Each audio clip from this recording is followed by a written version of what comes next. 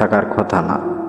আল্লাহ আল্লাহ করতেছি, দেখি গাছ থেকে একটা লোক ফাঁসি দেওয়া অবস্থায় জ্বলতেছে। আমি চিৎকার দিয়ে উঠলাম এবং দৌড় শুরু করলাম, কিন্তু আমি কোথায় যেন যাচ্ছি, রাস্তা অচেনা লাগছে।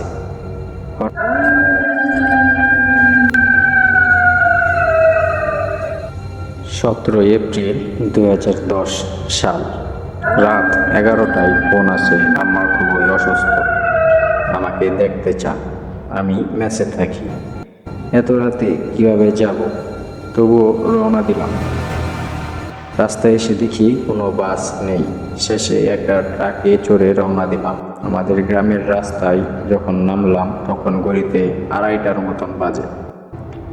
নেমে দেখি একটা ভ্যান গাড়িও নেই রাস্তার আশেপাশে। এখান থেকে হেঁটে যেতে লাগবে কমপক্ষে 1 ঘন্টা। কি আর করি, হাঁটতে শুরু করলাম। আমি খুবই ভীত, কিন্তু সেদিন ওসব ভয়ের কথা মনেই ছিল না।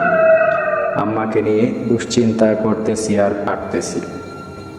কিছুটা দূরে যাওয়ার পর আমার মনে হলো আমার পেছনে কেউ আছে, কিন্তু দেখার সাহস পাচ্ছি না। তখন আমার ভয় লাগতে শুরু করলো। মোবাইল বের করে বাড়িতে কল দিতে লাগলাম, কিন্তু বারবার নেটওয়ার্ক ফেল দেখাতে লাগলো। চেনা জানা অনেককেই কল দিলাম, একই অবস্থা। তখন আমার ভয় আরো কয়েক গুণ বেড়ে গেল। তবুও পিছনে না তাকিয়ে হাঁটতে লাগলাম, কিন্তু যতই আমি সামনে যাই ততই রাস্তা আমার কাছে অচেনা মনে হতে থাকে।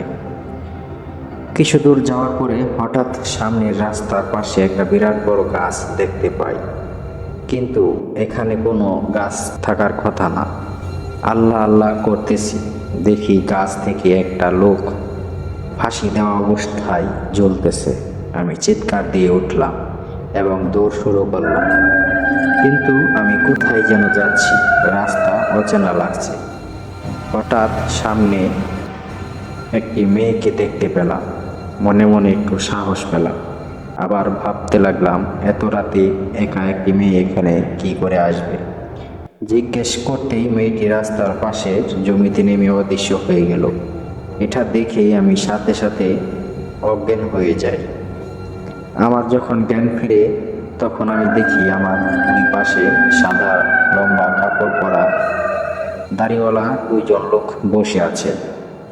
কেন জানি না আমি সঙ্গে সঙ্গে কেঁদে উঠলাম এবং তাদেরকে সব ঘটনা খুলে বললাম। তখন তারা 2জন আমাকে বাড়ি পর্যন্ত নিয়ে আসে। আমি যখন বাড়িতে পৌঁছেছি তখন রাত 4টার মতো বাজে। আম্মু একটু সুস্থ, তাই ঘুমাচ্ছে। আমি আব্বুর সাথে একটু কথা বলে ঘুমাতে গেলাম। কিছুক্ষণ পর আমাদের টিনের চালে ঢিল পড়া শুরু করলো।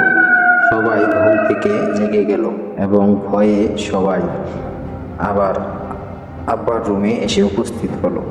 ফজরের আজান পর্যন্ত ওই ঢিল পড়ছিল। সকালে আমার আব্বা একজন হুজুরকে আনেন এবং ওই হুজুর আমাদের বাড়ি বন্ধ করার একটি তাবিজ দিয়ে যান। এরপর আর কোনো সমস্যা হয়নি।